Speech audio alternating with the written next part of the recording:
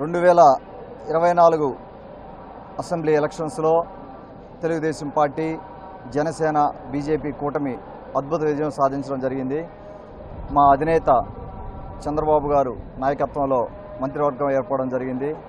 వారికి నా ధన్యవాదాలు తెలుపుకుంటూ నా కృతజ్ఞతలు కూడా తెలుపుకుంటా ఉన్నాను.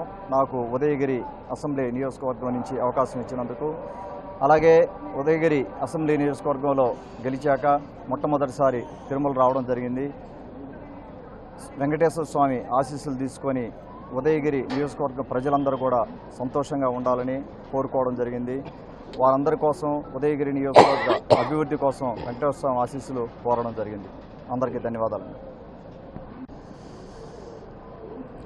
రాష్ట్రం ఒక రాక్షస పాలన నుంచి ఈరోజు విడుదలైంది.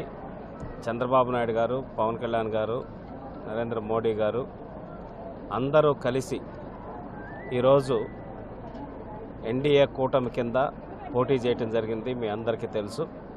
ఇటు రాష్ట్రంలోనూ అటు కేంద్రంలోనూ రెండు చోట్ల ఎన్డీఏ కూటమి అధికారంలోకి రావటం అనేది ఆంధ్రప్రదేశ్ రాష్ట్రానికి ఒక శుభసూచకం. ఎందుకంటే కేంద్ర ప్రభుత్వంలో భాగస్వాములు అవ్వటం ద్వారా 100కి 100% ఏవైతే మన పోలవరం కావచ్చు, అమరావతి కావచ్చు, ఇతర జాతీయ ప్రాజెక్టులన్నీ కూడా సాధించుకోవడానికి, నేషనల్ రోడ్స్ అయితేనేమి అన్నీ కూడా తెచ్చుకోవడానికి కూడా ఈరోజు అవకాశం ఉంది. 100కి 100% ఎన్డీఏ కూటమి ఈ ఆంధ్రప్రదేశ్ రాష్ట్ర భవిష్యత్తుని అద్భుతంగా ఈ 5 సంవత్సరాల్లో మారుస్తుందనే దానికి నిదర్శనంగా నారా చంద్రబాబు నాయుడు గారు మొదటి 5 సంతకాలు పెట్టడం జరిగింది. అది నిరుద్యోగులకి ఏదైతే మేము గ్రాడ్యుయేట్ ఎమ్మెల్సీ ఎన్నికల్లో మాట ఇచ్చాము, తెలుగుదేశం పార్టీ తరఫున చంద్రబాబు నాయుడు గారు ముఖ్యమంత్రి అయిన తర్వాత ఖచ్చితంగా మెగా డిఎస్సి వేయిస్తామని చెప్పడం జరిగింది. మొదటి సంతకంలోనే 16,347 పోస్టులతోటి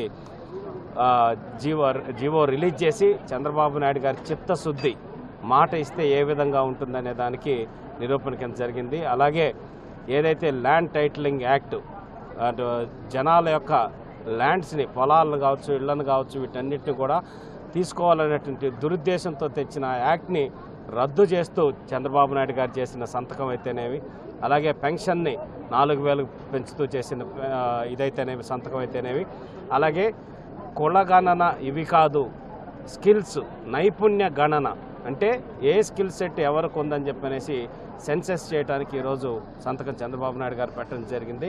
ఇట్లా ఇచ్చిన ప్రతి దాంట్లో అన్నా క్యాంటీన్ కూడా ఏదైతే పేదవాడికి పట్టెడు అన్నం పెట్టేటటువంటి అన్నా క్యాంటీన్ మీద కూడా సంతకం పెట్టి త్వరలోనే అన్ని చోట్ల అన్నా క్యాంటీన్లు ప్రారంభించబోతున్నాం. తెలుగుదేశం మన ఎన్డీఏ కూటమి తరఫున ఏదైతే మాట ఇచ్చామో ఆ మాటని ముఖ్యమంత్రిగా బాధ్యత స్వీకరించే రోజునే ప్రారంభించినటువంటి చిత్తశుద్ధి ఉన్న నాయకుడు చంద్రబాబు నాయుడు గారు. అలాగే ఎన్డీఏ కూటమి తరఫున ఆయన తీసుకున్న నిర్ణయాలన్నింటినీ మనస్ఫూర్తిగా ప్రజలు అభినందిస్తున్నారు. ఇదే స్ఫూర్తితోటి ఈ 5 సంవత్సరాల్లో నవ్యాంధ్రప్రదేశ్ దిశగా ఈ ఎన్డీఏ కూటమి ఇక్కడ రాష్ట్రంలో, అక్కడ కేంద్రంలో ముందుకెళ్తుందని తెలియజేస్తూ దానికి కావాల్సిన శక్తిని చంద్రబాబు నాయుడు గారికి, పవన్ కళ్యాణ్ గారికి, నరేంద్ర మోడీ గారికి అందరికీ ఇవ్వాలని ఆ తిరుమల వెంకటేశ్వర స్వామి వారిని కోరుకోవటం జరిగింది. ఒక ప్రశాంతకరమైన వాతావరణంలో ఈ రాష్ట్రం అభివృద్ధి చెందాలని మనస్ఫూర్తిగా కోరుకుంటున్నాం.